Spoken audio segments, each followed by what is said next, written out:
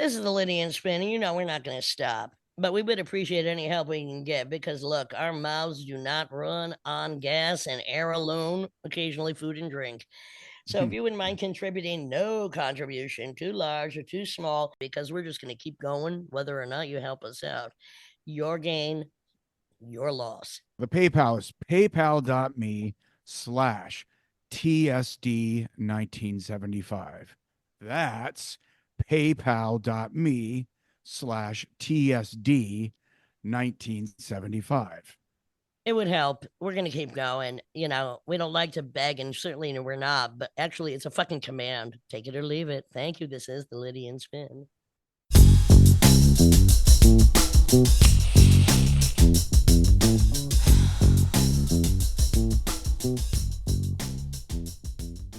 This is the Lydian Spin with Lydia Lunch and Tim Dahl, both of us back in parts unknown of Brooklyn. Hello, Timothy. How are you? Hello. I'm okay.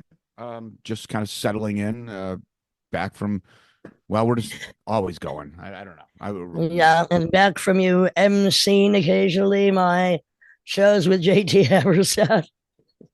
Yes. So we did our Miami. You're pretty good at that, Tim. And we You're did pretty the good at that. emceeing and Q&A, and then I came back and I did a show at TVI with Mark Morgan and Bob Burt, which was actually fun. Well, also our show in Miami was fantastic, you and I. Oh, absolutely. Not to say we have one coming up at TVI December 26th with Genre is Death and Murderous Again, you and Matt Nelson, and our Great Noise Quintet. Very excited about that. That's something to wipe away the Christmas blues. That's me a party. And of course, we're all, you, me, and Simon, the producer, are invited to a New Year's Eve gathering, I should say, not really a party. Well, I rarely leave my boudoir or salon on a holiday because I do enjoy often spending it by myself. Yes. Well, yep. Well, the offer's on the table. So, well, anyway, nice, I don't know. I don't know if you've heard about this, Tim, but I was kind of excited about this story, so I'm just going to go right into it. Go for it. Cedric Lodge, 58, took heads, faces, brains, skin, and hands from cadavers donated to Harvard Medical School for medical research in a macabre scheme spanning several years. After taking the body parts to his home in Gulfstown, New Hampshire, he sold them to several individuals across state line from 2018 through March 2020. In one case, Mr. Lodge provided skin to a buyer so it could be tanned into leather and bound into a book. Now, that's not as unusual as it sounds because let me just check this because I think it's a Philadelphia's physician school that has the most books bound in human skin. Anthropodermic bibliography. I mean, it goes back to the 1500s, but it seems it really took off in the 1900s. Yeah, I think it did. And a lot of them are at the College of Physicians of Philadelphia. Now, some people... Look, I'm a huge fan of Gunther von Hagen's Body Worlds, where human cadavers were typically formed into a variety of shapes, including thinly plasticine slices, arteries of just the head, etc. But I mean, the whole nervous system, that's one that blew my mind. The whole nervous system. I mean, absolutely fantastic. And I mean, when you're dead, I think people should, I had considered, I do have the card for a possible donation to his cause, but I think that when I'm dead, just stuff me, put me on tour with a voice box. I don't know. Well, I don't think that the human body post-mortem should be donated for organs. I mean, skin grafts, art, why not? Well, Lydia, I did know a psychosexual female once who... Well, one particular one, I should say. Are you talking about me again? Oh, you're not. No, it's not you. She sincerely wanted to donate her future corpse to necrophiliacs. I didn't know how to respond to that. Yeah, well, I mean, it's a fantasy. It's a fetishistic fantasy. Some people may share, but they don't necessarily even want to wait till they're dead. Well, there's that. That is neither the necrophiliac. Perhaps it's just part and parcel of the funny games. whatever. Right. It's only, Exactly. you know how I view the body, Tim, an organ of pleasure and pain, a landing strip for the true aliens, viruses, and bacteria, which we carry around with us Sure. by dozens of pounds. And I don't know if it deserves respect post-mortem. And I don't even know where all the dead bodies are being buried. I mean, cemeteries, which are quite huge. I live near a beautiful one. But I mean, there's only so much land. I do believe in like bio regeneration, cremation, stuffing, taxidermy. I know it, man. I don't know why it's so precious. I mean, the living body could be precious, but the dead body should be used in art, maybe. I don't know. Just saying. Possibility. I think there should be a precious I'm to not the against movie. There should be a precious to Pardon the me? movie. Never mind. I was going to Ed Gein too? no, precious to make that starring a lot of taxidermy corpses, but I'm going somewhere else. Not Gabby Sidibe, of course. I mean, do I feel a moral imperative to stop a mortician or a doctor from applying their science or their art or even maybe their commerce to something that no longer really has any purpose? I mean, I'm not so sure. I'm not sure either. That's just a question. Well, I don't know if you're still going on with this story. We can talk about corpses. I think that's enough, but go ahead. Well, Rob Reiner and his wife. I mean, that's insane. And of course, Trump's response, really insane. I didn't see his. What is it? Not a State of the Union. He addressed his rant, his supposed rant. No, I didn't. I only read about it. I think I heard it was a disaster. Like even MAGA. I will investigate because I love a bad comedy every now and then. But yeah. I did watch Lawrence O'Donnell's overview of it, and he was just so disgusted. He even missed one of his shows because of it. Yeah, they were mad because their TV show was canceled. Exactly. Well, Gavin Newsom had a great response. The word "me" like 73 times. Me. Yeah. I mean, a human turd has never before been painted orange until now. Right. Well, thank you. Talk about applause, please. Thank you. Yes. I mean, not orange, painted red. Did you see the blood rain in Iran? And was it Hormuz Island, Iran? They basically have these kind of desert sand cliffs going into the Persian Gulf, but they're red orange from iron oxide. And there was this rare rain, and basically it's just it was turned into a blood rain, just like rivers of bright red going into the Persian Gulf. You should see the videos of it. It's pretty insane. Well, I would love to, because that's one of my favorite colors, blood red. I was very excited while watching the IMAX Shining with JT Havertz. Had more about that on this podcast last week, and the blood rushing out of the elevator in that scene was. I mean, I was hoping it would actually flow into the theater, but that's just me. I mean, I thought it might be good for the complexion. No, but on IMAX, I'm very jovial today, Tim. Have you noticed? I don't know why the subject matter is making me so happy. And not, of course, the murder of Rob Reiner. What was the impact of on seeing that on IMAX? The blood rushing from the music was the most impacting. Well, that scene, phenomenal. That scene is particular. I know for a fact because it really stands out as Bartok's music for strings, percussion, and celeste, which is a great piece. Obviously it's well incorporated in the movie, but just on its own is a great piece. And one of the most amazing scenes was, and there's so much in it, it's hard to recall all of it, but when he's looking at an architectural sculpture of the labyrinth and he sees them walking in it, it's just, that's mania. And of course, the snowbound run through it, the up close face of the child, who is such a great actor, the granny in the bathtub. I mean, all of it. And the camera as stalker. That was the camera as stalker, beyond the performances, which are immaculate, and the music were two of the most exciting parts of it. Going back to that piece, the Bartok's music for strings, percussion, and celeste, the timpani part in itself, which is all these glissandos, or glissandi, but in real time, because the high end timpani have these tuning pedals, and then I did not know that, Tim. Oh, but yes, they do. Yes, they do. And to order actually high intimidating, the shit's tens of thousands of dollars. You wouldn't think, but it's very expensive. I mean, not to blow our own saxophone or symphony or horn, but to do live music to The Shining, as people sometimes do live music to silent films.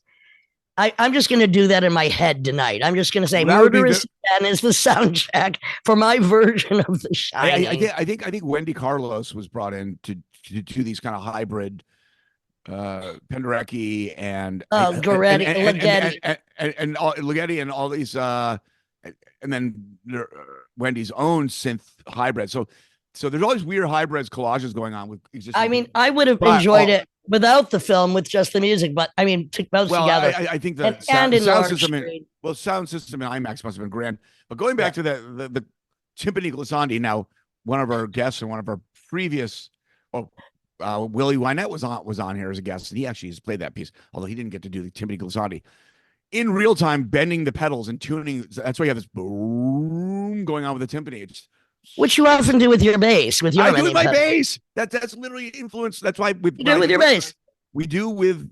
That's why with Merge Again, not with the rock stuff, but with Merge Again, I play fretless, so I could do that. But anyhow, I'm just getting excited thinking about it, and I don't know why today, for some reason, maybe because the windows are open and it's a temperature I can almost live with, about around 50. I don't know why I'm so damn jovial, but I am. And maybe you know how much I do not like most holidays, especially this one. Give me a Krampus any day. Just don't give me cramps. Haven't had those in a while. But I'm feeling jovial too, and I don't know why. And it wasn't because you've infected me in this conversation. Just hey, come on now. No, we're psychically connecting. Let me spread the love there, wizard. Wizard. Yeah, I do like the theory in The Shining that, it's all about child molestation, and the real discovery is at the end when Shelley Duvall is running around. It's basically her realization that basically Jack's been molesting her son the whole time. That's what the teddy bear blowjobs thing's about. Horrifying. A furry. I forgot about the furry. That's what it's all referenced, because he's like holding a teddy bear often, and there's all these secret scenes of Jack Nicholson looking at a playgirl. The bruises on his neck. All that stuff. And then, of course, so that the whole scene of Jack Nicholson going into that room 2, whatever. 237. Yeah, 237. And then the woman comes out of the bathtub. It's supposed to represent his mother molesting him. And that's why after, when he started getting, when he's getting, not romantic, but getting involved and kissing and hugging her, and then looks in the mirror and she's an old hag because he's disgusted with himself for finding pleasure in the confusion of molestation with pleasure and disgust. And Tim, that's a very important point, because when you're very young and you don't know any better, molestation can, under the manipulation of fucking predators, feel good physically or not. But then the emotional, damage sets in when you realize this is wrong, and it goes back to the freaking cave. Oh God. Anyway, real quickly, what about this flocks of UFOs in Wyoming over the Jim Bridger power plant for the last year? Because you remember like a year ago, they're all in New Jersey and upstate New York and Connecticut. Well, I mean, UFOs. I mean, come on, drones, Chinese, Russian, and I mean, I don't know what it is. There's a lot of things that are flying around out there, and again, there's Santa Claus. There are more things that we can't see that are flying around than what we can see that are flying around. So, yeah, I don't know what to say about that. It's like, I don't know. I can tell you this: if they're flying around, there's no little green or gray men inside, because they're absolutely then just technological invasion. So, and that could be done by anybody. That could be done by a 14-year-old in Wyoming sending drones up. That's true. That's true. Just a theory. Droney loves Chachi. I guess lastly, now after the Brown University shootings, and then the MIT professor who got killed, the initial thing is like not connected. Now they're actually investigating if they are connected, and because Kash Patel is just a fucking moron. Well, you know what they're connected by? Yeah, you know what they're connected by? The access to guns by mentally disturbed people that have a beef with somebody, and they take it out usually on somebody else. That's the connection. There is that. and and that's a connective tissue with almost all the gun violence in America in 2025 as we head into 2026. I don't think it's And again, I stopping do like that anytime one soon. experiment. I do. There was an experiment in Georgia where one small town, I think it was in the 90s, said everybody has to have a gun. Violence went down. Well, right now there are more guns than people. And by the way, this year alone, there have been 392 mass shootings. It's only day like 345 or Oh my 50 God. Yeah, every exactly. freaking day in America. Welcome to America, assholes. This is the Lydia and Spin with Lydia Lunch Timdahl and our guest, adding a little comedy and music to the mix, Ben Roy.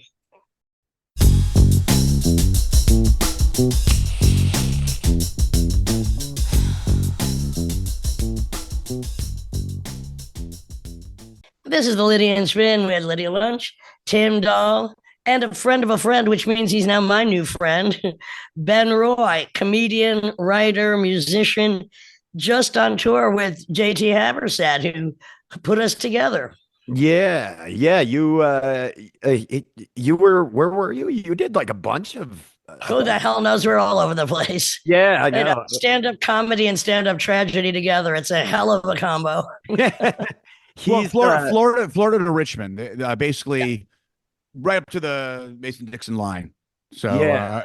From the ground up. home of progressive thought. Oh yes. Well, We had a great time. some progressives thought historically, but those are isolated counties and isolated people in isolated situations for sure. Ben, Yeah. I want to go to your I think it's your most recent special hyena. I love your opening where you go, if this is going to bother you, oh well. I'm paraphrasing, but that is always my attitude. Like, yeah, well, you're either with me or you're against me. You want to fight, you want to fuck. Either way, you're going to get hurt. I don't know about you, Ben. That's just a thought I had. It's funny. I said that not necessarily because anything was super offensive, but I was doing a lot of at the time when I was writing that stuff, I was doing a lot of stuff about the vaccine and I had more people scream at the stage and flip out because I was like saying you should take the vaccine and The thing is, we've all been vaccinated as children. We have no idea. Now there's like what 1,900 cases of measles. And look, I had to have the vaccine because I'm a road dog like you. I had no effect from it, and I did not get COVID. no, I mean I got COVID. It was pretty mild. I hope it was because of the vaccine. I don't know, but I don't know. The whole fucking thing is so stupid, like that people forget that there are social contracts when you're part of a culture and a society. Like, Absolutely. And if you weren't drafted in a war and your quote unquote sacrifices to take a shot that basically was fine, no one really died.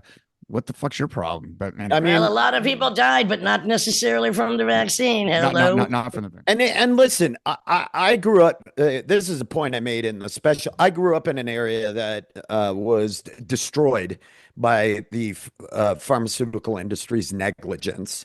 I've lost many friends to. You're talking about Sacklers? You're talking about Sacklers and Yeah, opiates? yeah, Sacklers. I do. Sure.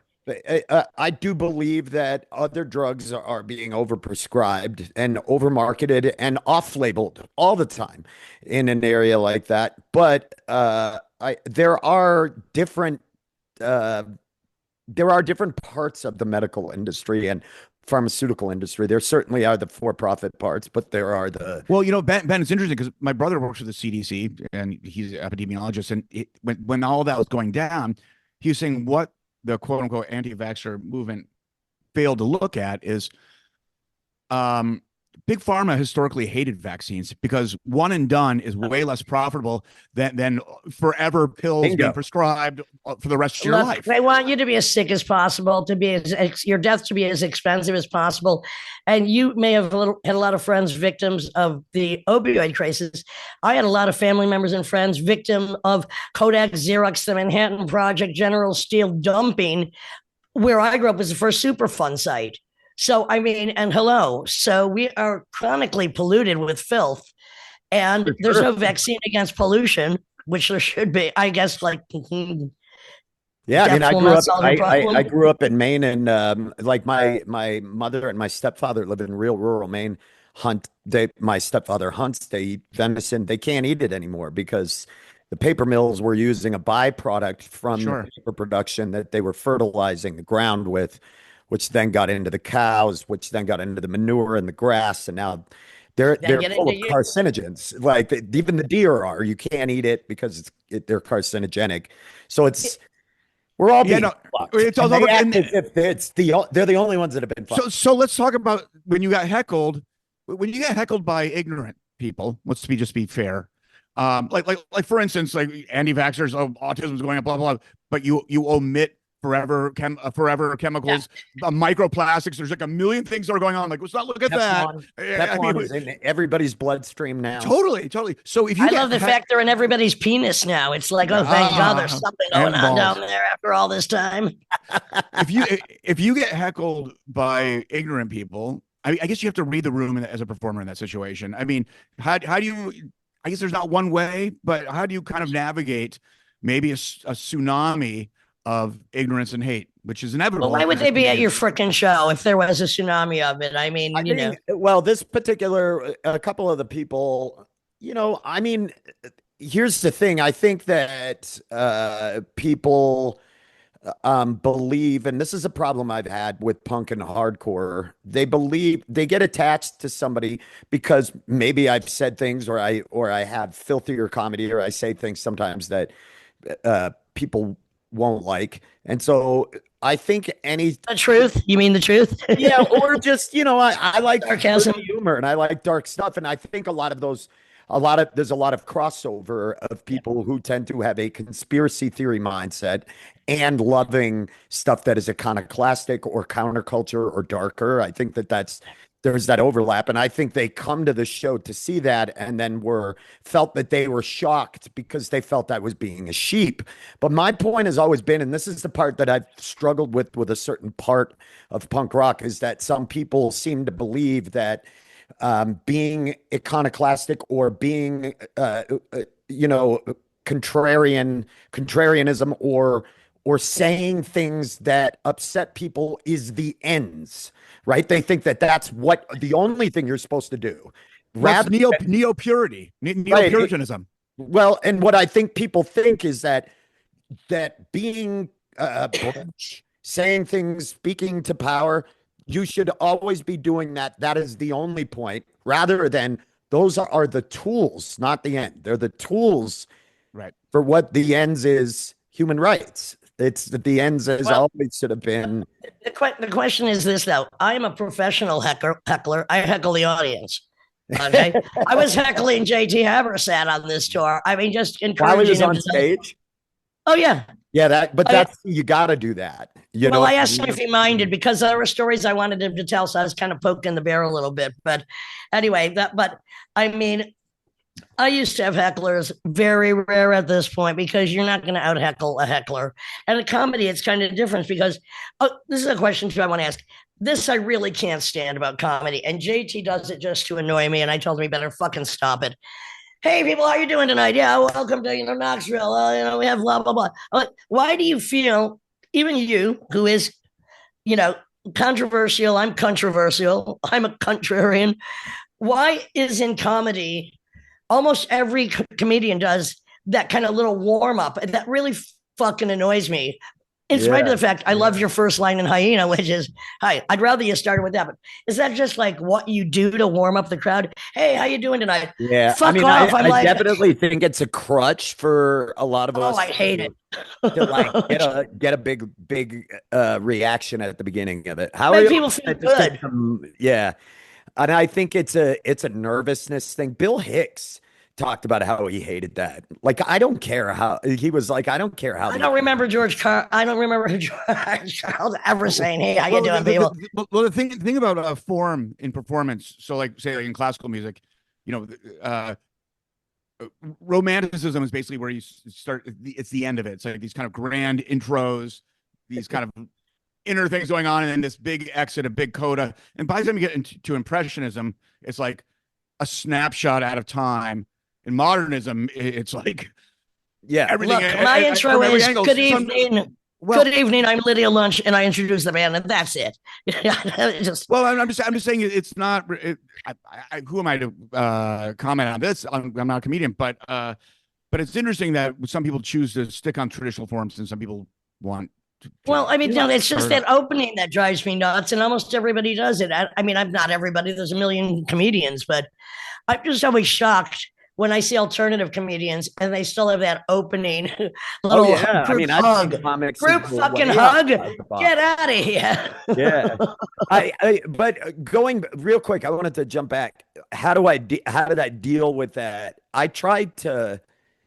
Personally, I tried, like, some people during the show would like yell at the people or tell them to shut up if they were yelling at me. And I was like, no, stop. Like, what's your concern? What do you want to say? Well, how can you support that? And then I would explain it. And then when it was dull and the crowd was bored, and I was like, see why I didn't do that? Because it's not fucking funny.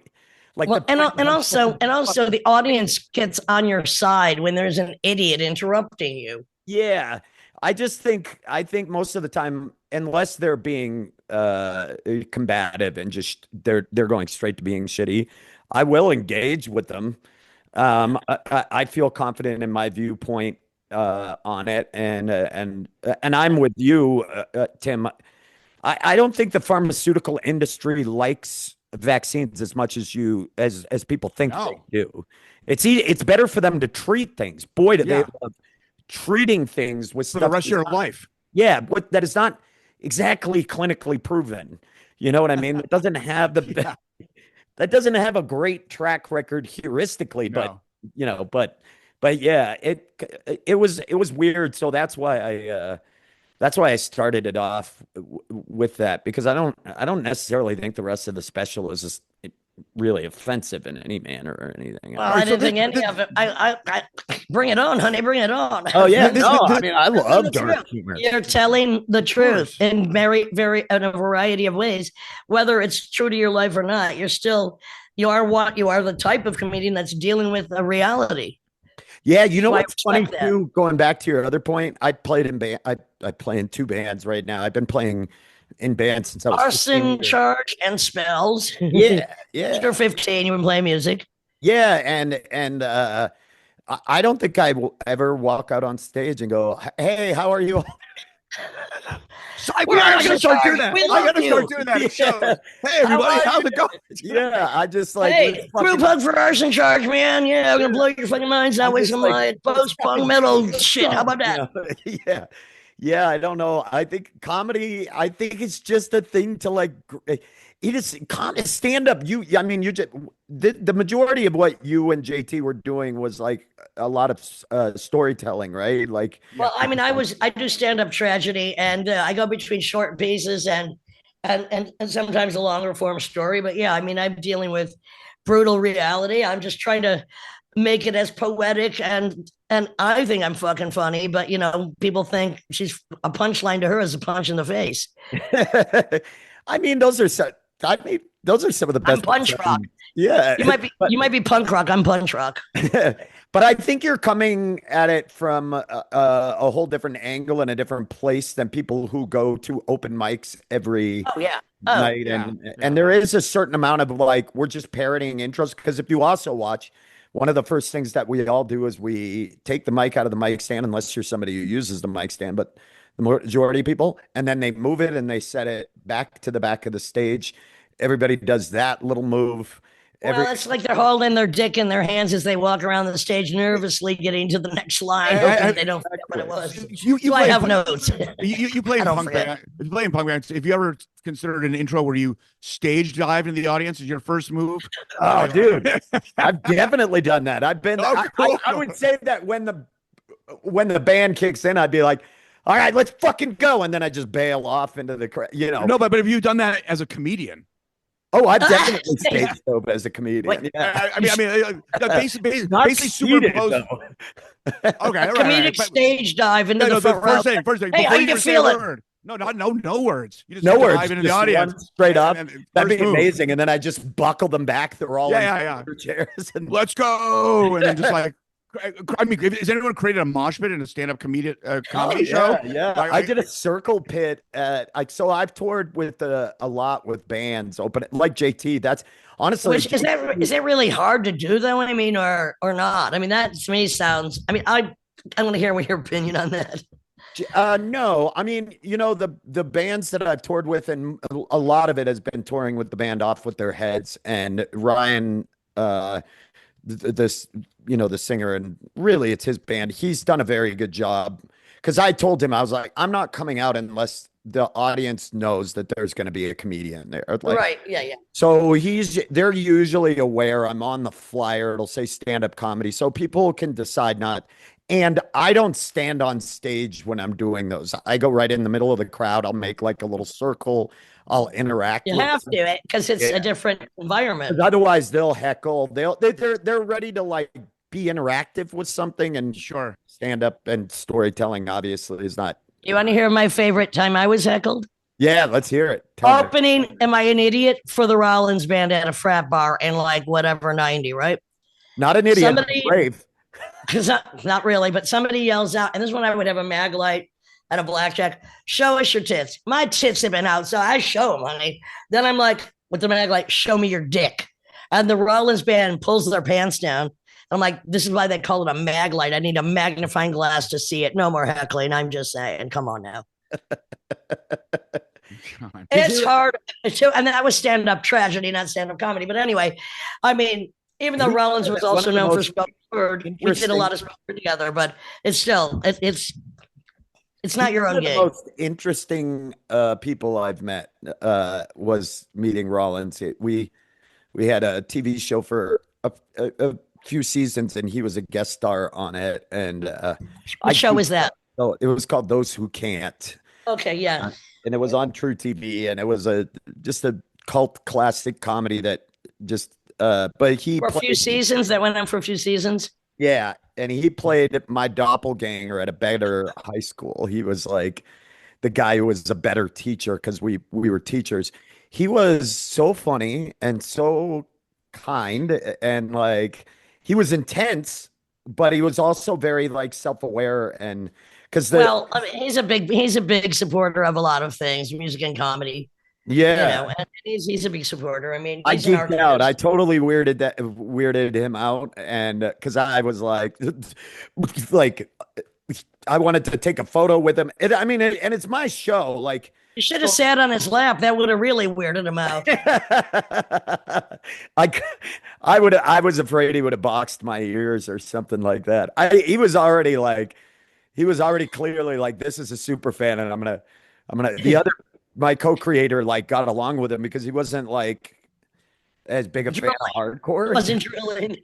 Yeah, he wasn't really into the music, so he talked to. But I was like, Damaged was like really important to me, So it was cool to meet him, and I just was impressed with him as a human being. He's done a lot of stuff. I like that he went and photographed war zones. I mean, who would expect that? I've been talking about the war my whole life, but he actually went and photographed it, which is kind of amazing. We had Harley Flanagan on a few weeks ago, and I recommend his documentary. It was great. I mean, last time I saw him, he was 14 years old. We lived half a block from each other, but he got beat up every day. I never did. I wish I would have been his bodyguard then. But I mean, his documentary is great. Hardcore. It's called "Life. My Life is Chaos." Or his book is also great. It's really good. We share a deep love for Brazilian jiu-jitsu. He mastery. Do you practice Brazilian jiu-jitsu? Yeah, I August 23, I got my black belt finally. Oh, congratulations. Awesome. And what? Hate meathead culture, and I hate a lot of the culture that goes along with that, but when did you start?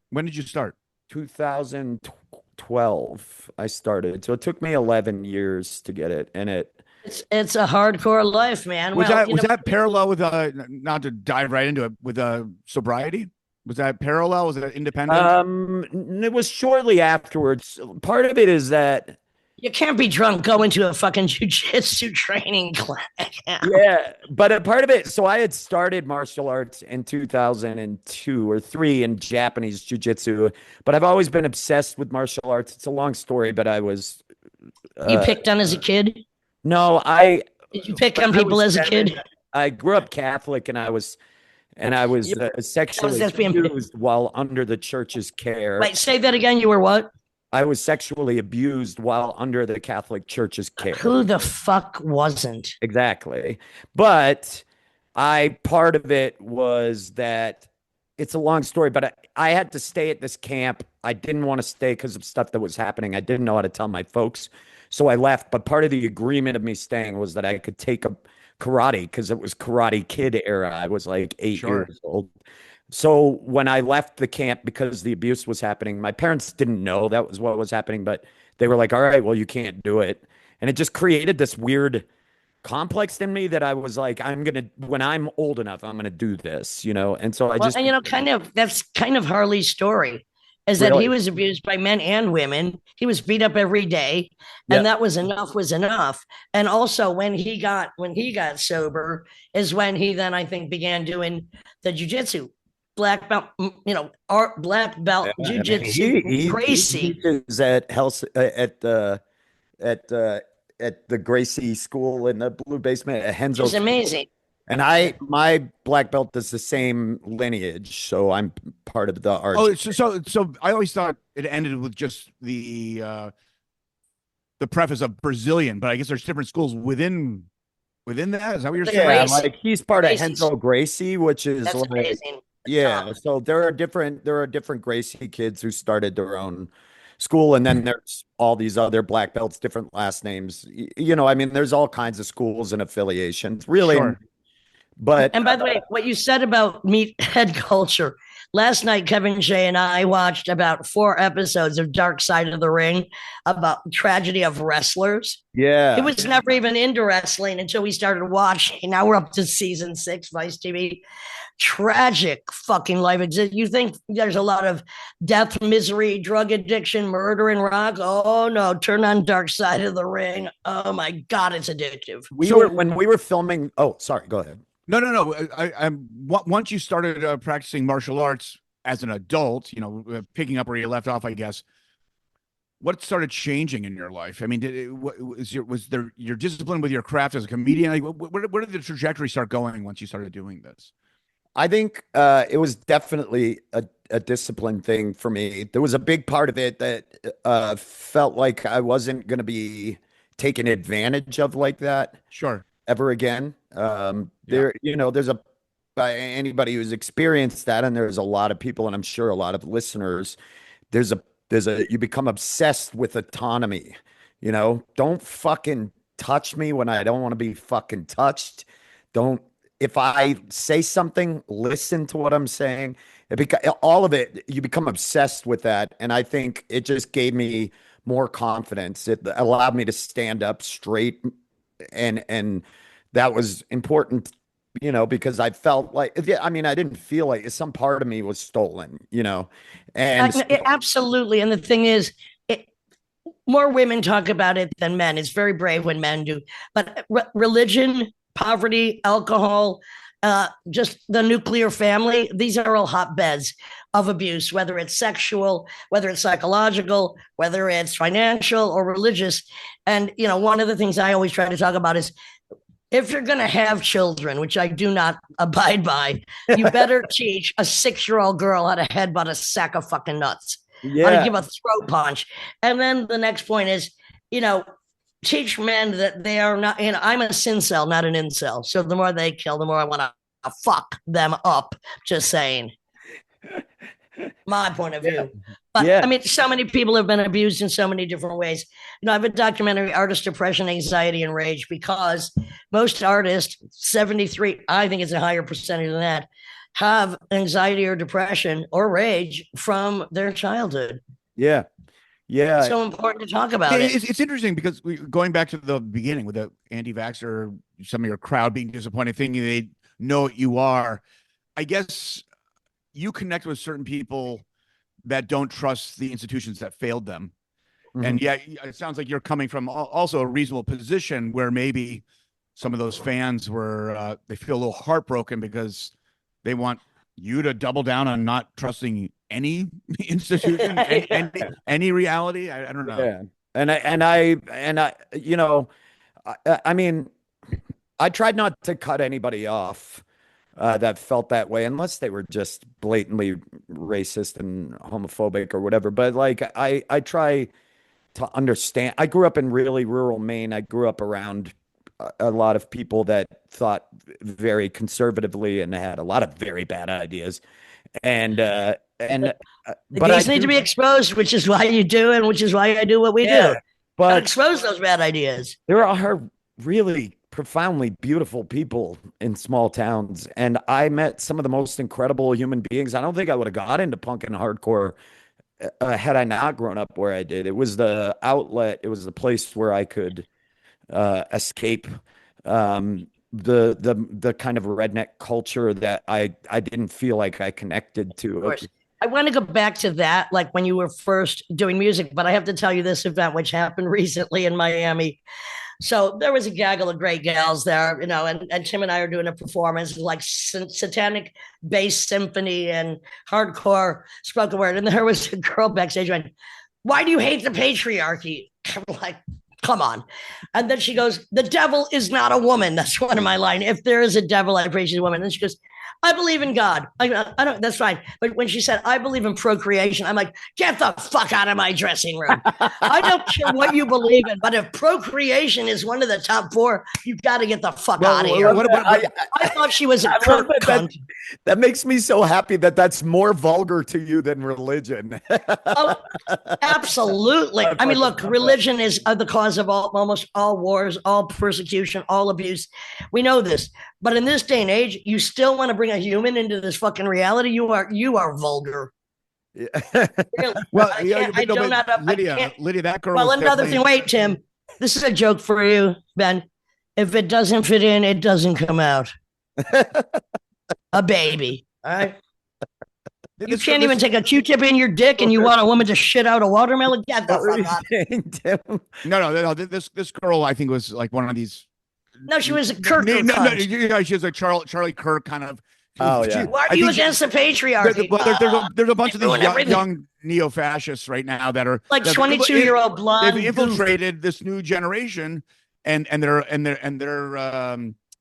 whatever it is, their counterculture is this kind of like neo-fascist. There is 100 girls so happy somebody is saying what needs to be said, and then there's one idiot who I will tolerate until that comes up, and I'm just like, get the fuck out.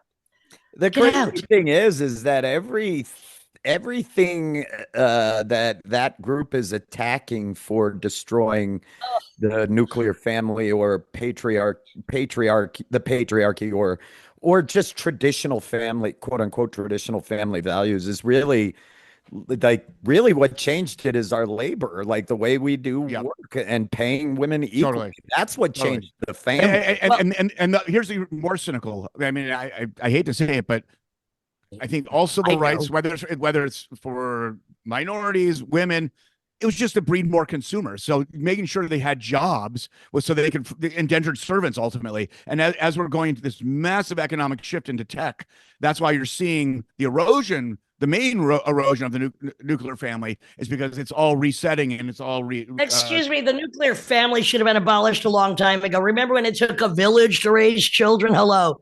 By the way, hold on. I saw The Evil Widow of Charlie Kirk, and she's like, why are you taking his one quote out of context? And then her face changes like The Exorcist, becomes totally evil, which I do believe she is because they totally were. And I'm just like, how does this bitch even exist?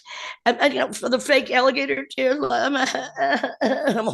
at the same time, today I watched Fonnie Willis in the Senate. She was the most amazing, fierce fucking woman I've ever seen. Like, your questions are irrelevant. Like, trying to take her down for investigating the Trump tomfoolery. She was so good. So we have one blonde-haired Barbie fool on one hand, and then we have somebody fierce, black, intelligent going, I know what you're trying to do. Take us back to when in 1948 only black people could persecute positive black people. It was like, yeah. Fox News is occasionally good for something because they do host a lot of live Senate hearings. And I have to say, before this conversation, I was enjoying me some Fonnie Willis. Well, so does C-SPAN. So does C-SPAN, but they don't have the laser beam graphics, which I understand. I know. And you need that. You need that. Well, I like to watch two or three things at once. So I do kind of like when Fox News had like three things going Why am on. I not shocked about that? Why am I not shocked that you're watching? I often have a TV and a computer going. Like I could be watching car chase, forensic, and then reading a news feed. I got two eyes. I don't know. Let me think of what. You're there, the other one. There's a great comedian. His name is Rory Scovel, and he has a joke about he has his new hour is great, and it's basically about all of this. And I encourage everybody to go check it out when it comes out. What is it? Give us the name again. His name is Rory Scovel, RORY. Scovel. Okay. And what's this new? Is it a special or is it live? Yeah, it'll be coming out. Okay. He's filming it, but his views on all of that have just made me laugh, and I'm spreading the word about it because I think love it. He's from Greensboro, North Carolina, or South Carolina, whatever. We were just there. Well, there's Greensboro. There's a few. All right. Anyhow, I feel like Greensboro is everywhere, yeah. But he talks about one of my favorite lines. And I don't want to butcher this, but he's saying like. He's basically reiterating everything that's come out lately in the insanity. And he goes, you want me to believe that? I'd have to be fucking stupid to believe that.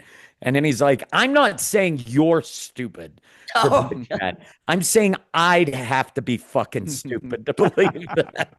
And I think we hold ourselves to different standards, different groups. Oh, fuck it. Oh, yeah. I mean, I've done verbatim Trump speeches for the podcast once. I'm like, anybody else would be institutionalized immediately incarcerated. This is beyond even the beyond and the beyond.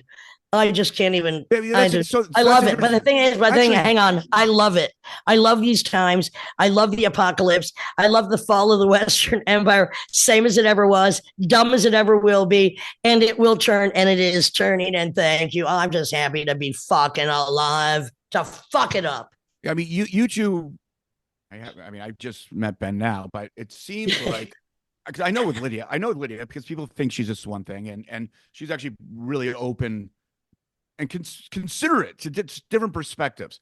I think the challenge, at least for myself in these times, is coming to the conclusions like, well, you're either ignorant and dumb, or brainwashed, or you're spreading propaganda because there's not. What are you? Right? I think you are either you. There is a big difference to me between being racist and being ignorant. I think there are people who harbor racist ideas. I think there are people who harbor ignorant ideas, and then I think there is fear, which I don't think.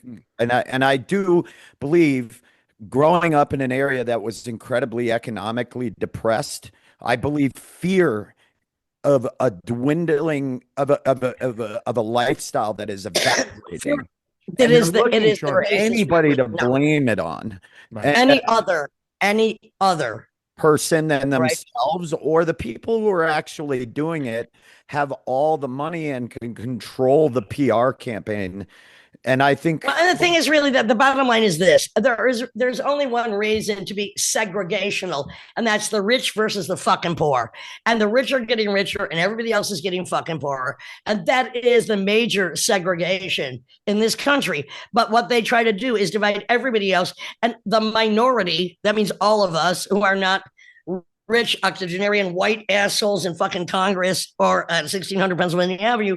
We are the majority, but they have stamped down and used fear against other to just turn the world against itself, which is ridiculous. Every fucking person in this country is based on immigration. A cunt who marries two immigrants and then fucks two immigrants and wants to fuck the rest of them and get them out of here. What the fuck is that? Just asking. Yeah. I'll take that was part of Rory's bit that I didn't want to like butcher, but he says, I think part of the reason why a lot of white people are terrified of people coming over here is because of how we handled it. when we did. We just killed everything. Everybody. And so they're like, you're not going to do that same shit we did, are you? You know what I This mean? country was founded by religious persecutors, not religious freedom. Oh, and here they are again today, and mass murdering. Right. And traditions and groups of people died and were wiped out when they came here. And I think forever. Yeah. That's still happening. And that's still happening. Yeah. Exactly. And I think there's a lot of fear of like, you're not going to do that to us, are you? Like, because that's what we do. What about, so Ben, what about this? Because you were abused in the Catholic Church. Severing the chain of abuse is almost impossible. It really takes tremendous effort and focus and discipline to sever that chain and not pass the baton. The blood is so fucking fresh. We're standing on so much fucking blood that you're asking all of society to do that, and that's not so easy, you know. Yeah, I mean, we're touching it. We're touching it. Well, and Ben, my first spoken word piece was called Daddy Dearest. But when I realized it didn't start in my house, like, oh, across the street, next city, next country, everywhere, forever, this kind of, torturous nuclear family abuse is when I got the power to speak not only for myself, which was not the worst situation, but for everybody else, which is what I still have the bullhorn to my lips about, is the constant fucking over by men in positions of power, whether they're the father, the priest, the president, the banker, etc., that are still fucking over the whole fucking planet, because that is what it's all about. They're fucking us. And so that's why, ladies, teach your daughters how to headbutt a sack of fucking nuts and not take it and scream in the fucking face of those that abuse you, and for men as well. I think that preach. That's welcome to my church, Ben. I think, Ben, welcome to my church. I think you're invited.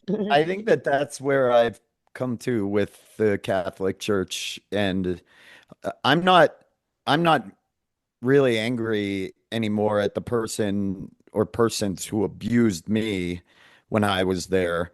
I think they were part of a large system, and I am more angry now at the Vatican and the papacy, like people near the top that continue to create silence edicts and secrecy edicts within the church that allow for this to continue to fester. And also, let me bring it back, as I always do, to Desaad, whose exaggerative sexual exposés were really revealing what the rich and powerful can do, which is to fucking kill anything they want. Hello, Epstein. So Desaad, it's 300 years ago, smuggled out his controversial writings, but it was actually an indication and an indictment against what really happens when the powerful can fuck and kill whatever they want and silence or threaten to kill, which is what Epstein did. Threaten to kill. These are like 1,000 victims here waiting while we have one mushroom-headed, mushroom-dicked fucking orange ass clown. Oh, didn't do anything wrong except for allow it. I'm just saying, this is a forever problem. I'm so glad it's getting the attention it's getting, but will it solve anything? No, not. I don't know. Well, conspiracy of women, we got to stand up. The thing is, when you're 3, when you're 5, when you're 7, when you're 9, you don't know what's happening. Yeah. Maybe when you're 13 and you're being financially manipulated or religiously manipulated. And this has just gone on since the freaking cave. So I'm very happy that people like you, Harley Flanagan, myself, and anybody else who comes out admitting the horror of a reality we chose to overcome and speak out to be the voice of other people that are still screaming in their head, but their tongues are stuck halfway down their throat. Yeah, it's really that's a poem for you. That was a poem for you. Really. It's really fucking super it's super frustrating because the Catholic Church creates sinners. They create exactly what they rail against, because within their abuse and the structure that they've set about and I'm a sin cell. Right, celibacy, making people stay celibate, putting them. Can we start at the beginning though, Ben? Your grandfather in a toga. telling us what to do after he kills his only son, who is probably a drug dealing, hoe loving queer who was probably crucified upside down by cartels.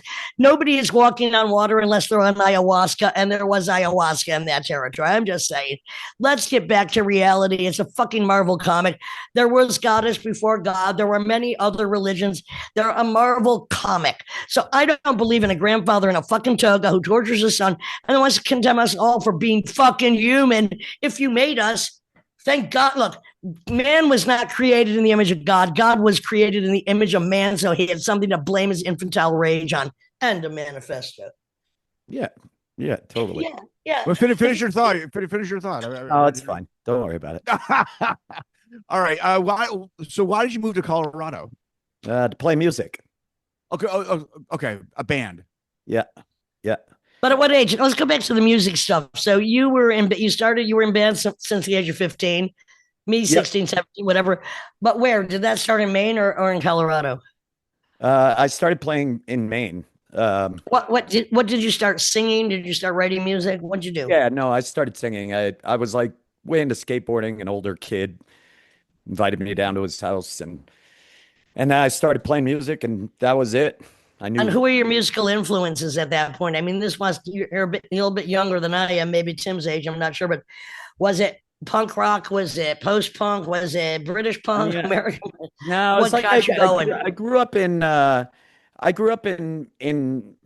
rural area, so it was really what was on the radio until like an older kid who ordered stuff from like Punk Disorderly, and he had all the he had zines. I'd never heard of that.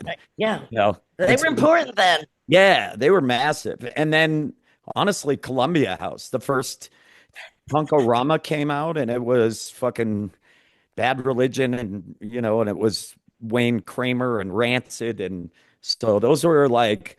Tim, didn't you have a mail order record thing when you were a very young kid? We also Columbia House had a Punkorama. Amazing. Yeah. Well, anyhow, yeah, we opened for Rancid, but keep on going. Oh, really? What did you like? No,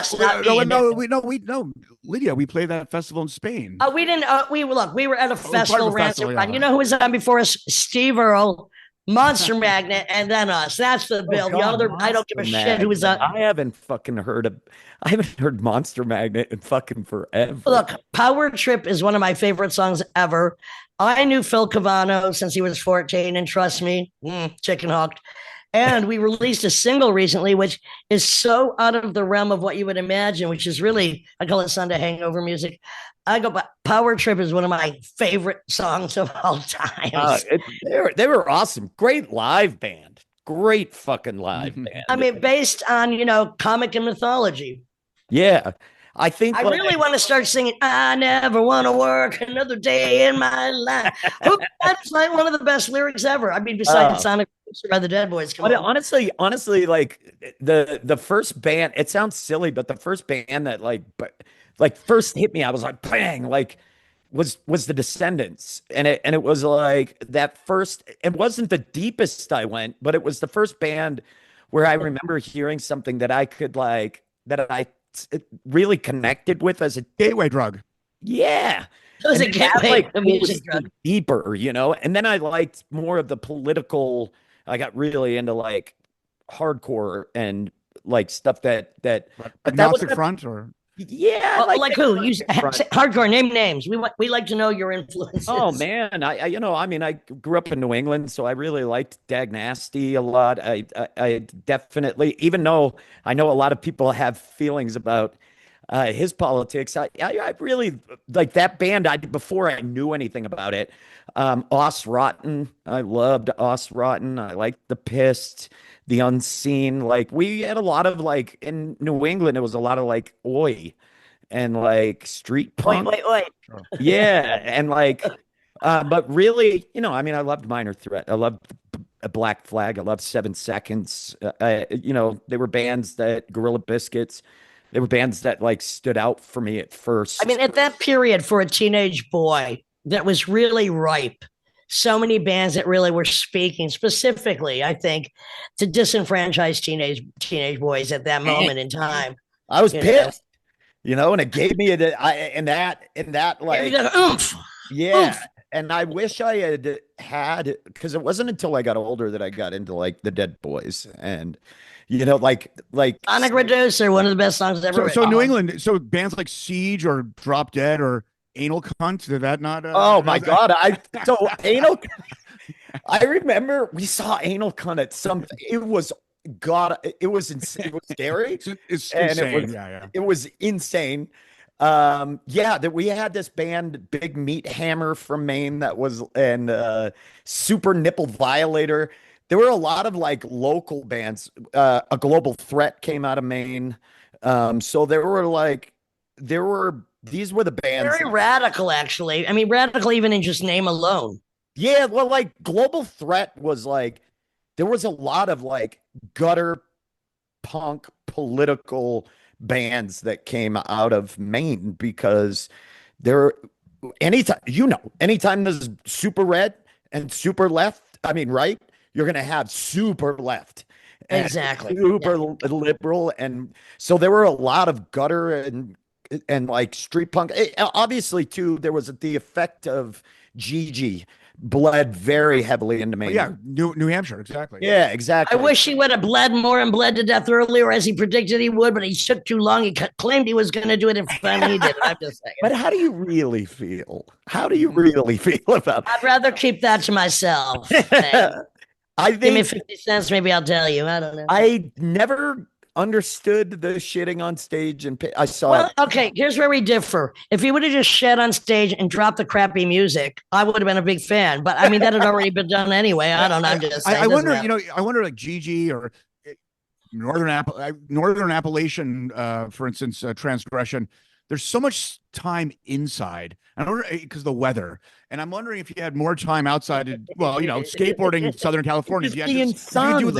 Yeah, you have to like come up with your own entertainment, and then of course the bar gets higher. You're trapped in this room, and here we go. And I think that's why the Descendants were like sort of like a light bulb, a jump off here. Yeah, people are kind of happy, but you're still feeling all the feelings that a teenager feels. But I felt like New England was fucking dark, like it was. There was a lot of darkness. Tim grew up between Chicago and Massachusetts. So, I mean, wait. So, what year were you in Chicago?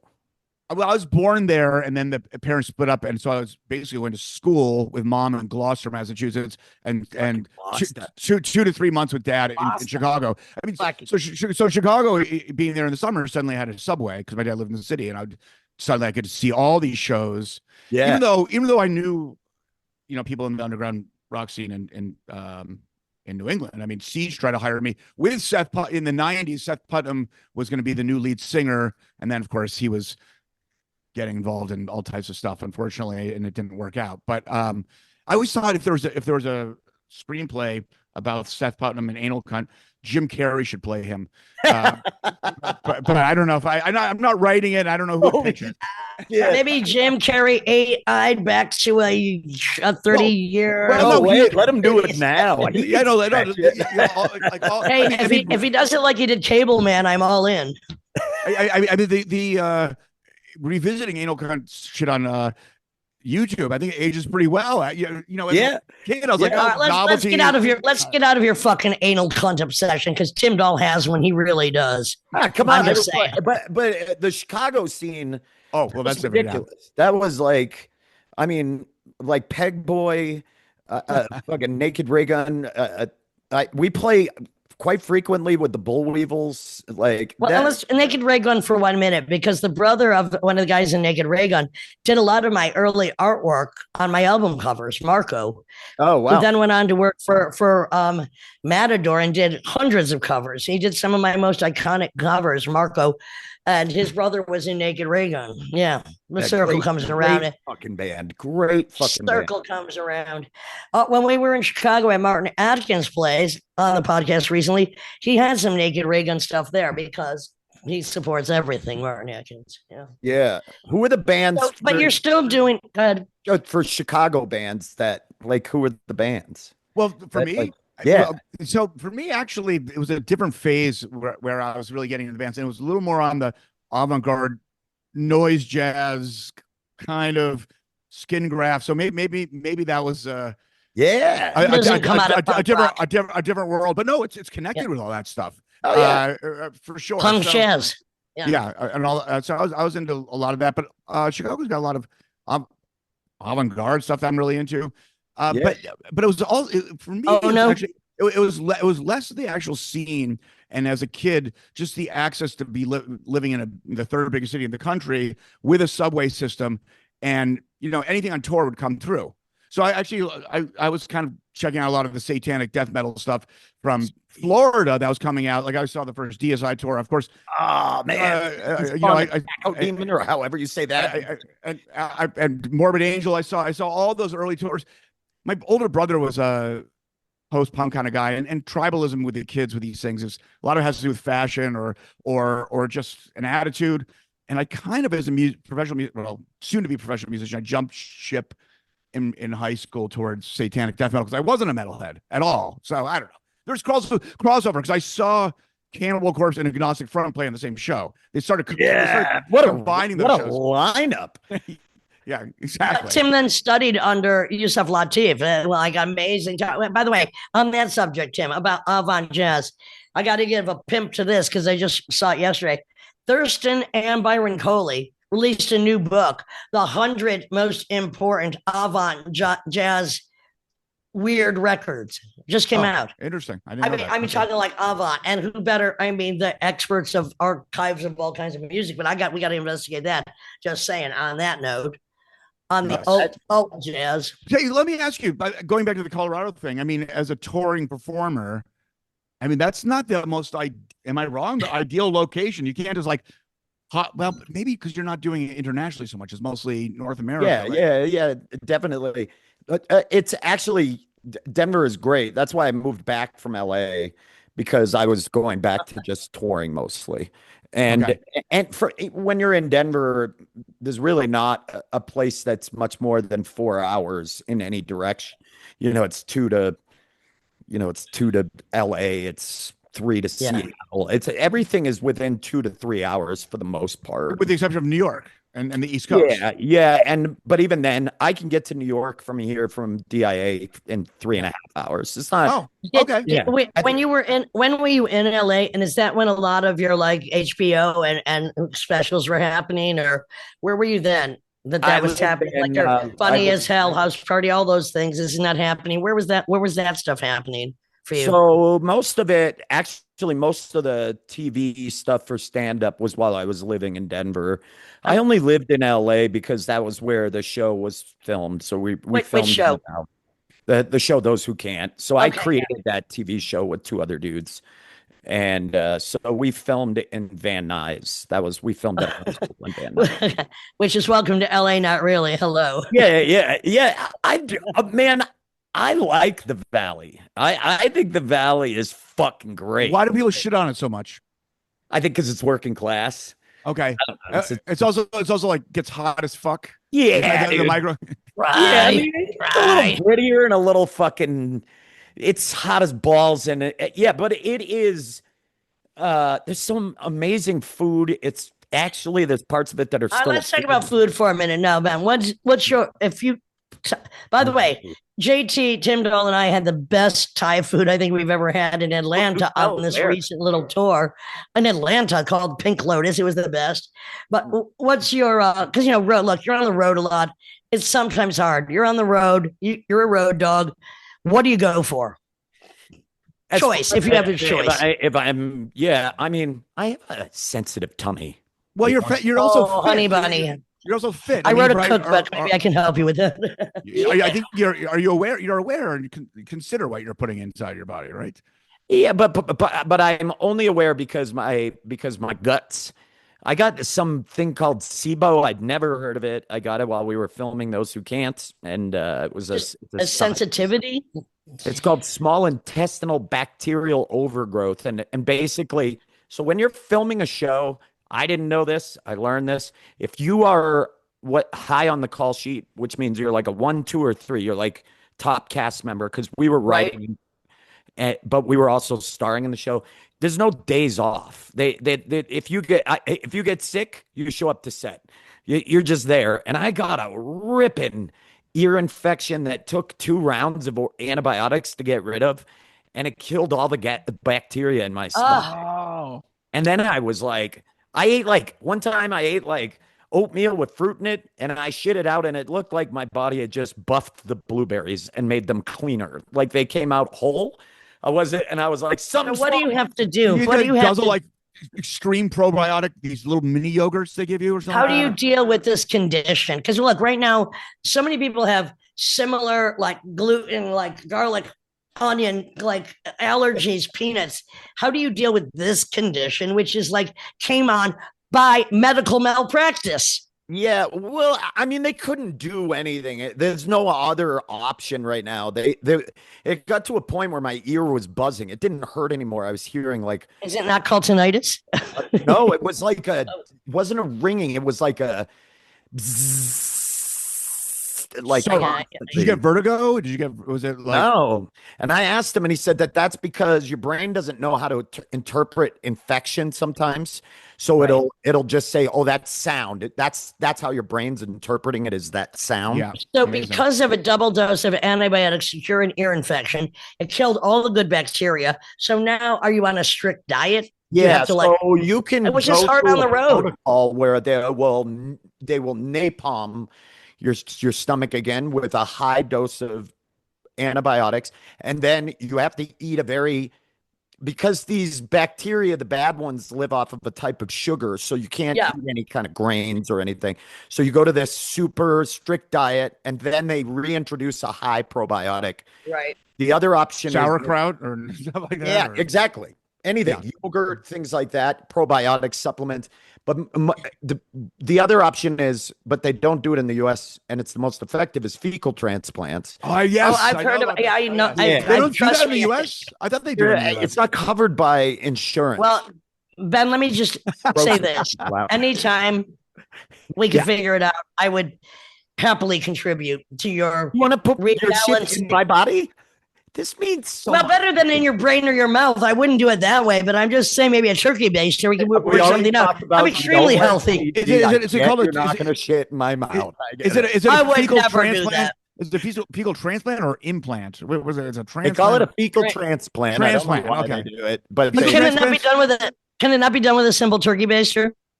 I think I don't know why I'm smiling so much right now. I know you are very happy about that. Ben, do you think in the history of medical procedures, someone simultaneously had a fecal transplant and leeches to prevent gangrene at the same time? I was talking to a doctor about that. He was like, we know that leeches actually do an amazing job of treating infection, but because it grows not up your ass. Right. No, you can't put them in your ass. No. Okay, I'm serious for 1 minute. So what is okay? I'm not saying back to the turkey baster. I'm holding my tongue on that, and I don't mean against the turkey baster. So what is the restrictive diet you have to?